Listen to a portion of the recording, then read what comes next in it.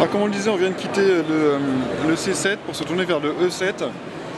Donc qui lui est celui qui vient d'être annoncé. Donc on avait déjà quelques photos rapidement sur internet. Alors ce qui marque premièrement, c'est la qualité de cet écran. Donc on a un 4 pouces, le fameux CBD AMOLED. Et alors là, vous retrouvez avec un appareil qui est vraiment, on va dire, beaucoup plus agréable à voir. Je ne sais pas si vous vous rendez compte. Les couleurs sont encore une fois beaucoup plus contrastées, beaucoup plus profondes. Et la taille de l'écran, donc 4 pouces, certains disent que c'est trop. Moi honnêtement, sur ce type d'appareil, et vu la largeur de celui-ci, ça a pas l'air d'être gênant. En épaisseur, on prend beaucoup par rapport au N8? Alors en épaisseur, non. Je dirais qu'on est pratiquement même à la même chose. En fait, ce qui se passe, c'est qu'en mettant un appareil photo de plus basse qualité sur le E7, ils ont réussi à baisser sa largeur. Pour l'OS, on retrouve exactement la même chose que sur ce qu'on vient de voir, donc Symbian 3, avec quand même une réactivité qui m'a l'air d'être un peu supérieure à ce qu'on vient de voir. Toujours pareil, donc le menu est un peu pareil, une redéfinition des icônes mais très légère. On retrouve normalement exactement les mêmes attributs que le N8. Donc si je me passe comme ça, je devrais me retrouver en Coverflow.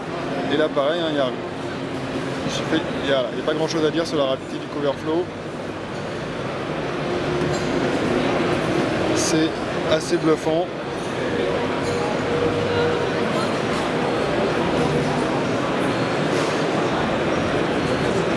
Donc là, bouton unique par contre sur celui-ci, vous n'avez pas d'autre bouton alors que le C6 que l'on vient de voir, ou C7 pardon, en avait.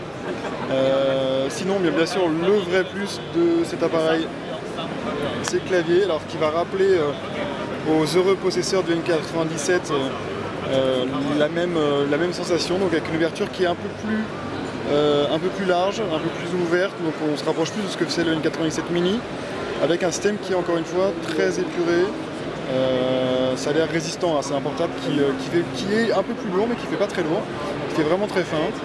Le clavier, alors là, c'est un peu comme sur les images qu'on a vues sur internet, on a un peu l'impression d'avoir affaire à un clavier de Mac. Il est en gomme un peu, hein. Il est en gomme, bonne réponse, pas très profond, et voilà, c'est assez agréable. Alors normalement, il y a eu des gros efforts de fait, notamment sur l'interface email.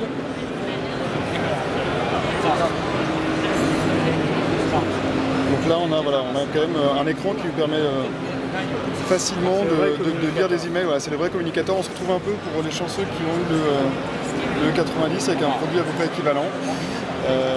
On espère bien sûr pouvoir le tester un peu plus en profondeur dans les semaines ou mois qui viennent, mais pour l'instant ça reste mon coup de cœur de ce Nokia World. Donc voilà.